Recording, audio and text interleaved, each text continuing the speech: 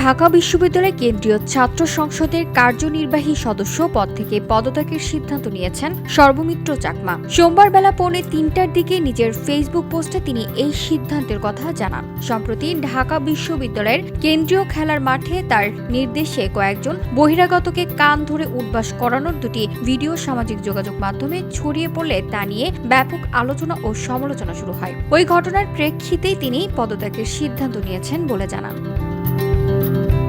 Facebook পোস্টে সর্বমিত্র চাকমা বলেন, তাকে ঢাকা বিশ্ববিদ্যালয়ের শিক্ষার্থীরাই বিপুল প্রত্যাশা নিয়ে নির্বাচিত করেছেন। দায়িত্ব গ্রহণের পর থেকেই ক্যাম্পাস নিরাপদ করার লক্ষ্যে রেজিস্টার্ড রিকশা চালু, যানবাহন সীমিতকরণ সহ একাধিক প্রস্তাব তিনি প্রশাসনের কাছে দিয়েছেন।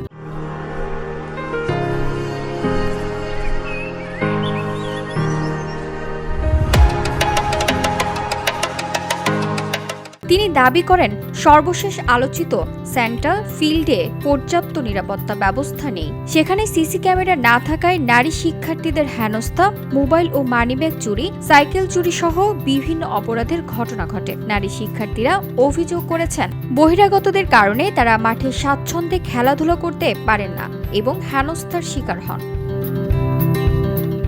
ভাইরাল হওয়ার ভিডিও প্রসঙ্গে তিনি জানান, ঘটনাটি ঘটেছিল গত মাসে, যখন চুরি ও ছিনতাইয়ের ঘটনা আশঙ্কাজনকভাবে বেড়ে গিয়েছিল। তিনি স্বীকার করেন তার পদ্ধতি ভুল হতে পারে, তবে প্রশাসনের নিষ্ক্রিয়তার কারণে কঠোরতা ছাড়া বহিরাগত দমন করে শিক্ষার্থীদের নিরাপত্তা নিশ্চিত করা সম্ভব হয়নি বলে তার মনে হয়েছে।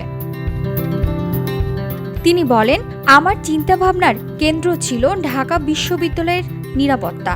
একা চেষ্টা করেছি সমাধানের, এমনকি নিজের দায়িত্বের বাইরেও গিয়েছি, কিন্তু আইন তো আইনই। পরিস্থিতি মোকাবেলায় আইনগত সীমা অতিক্রম করতে হয়েছে, যা আমার ব্যক্তিগত জীবন ও মানসিক অবস্থাকে বিষিয়ে তুলেছে।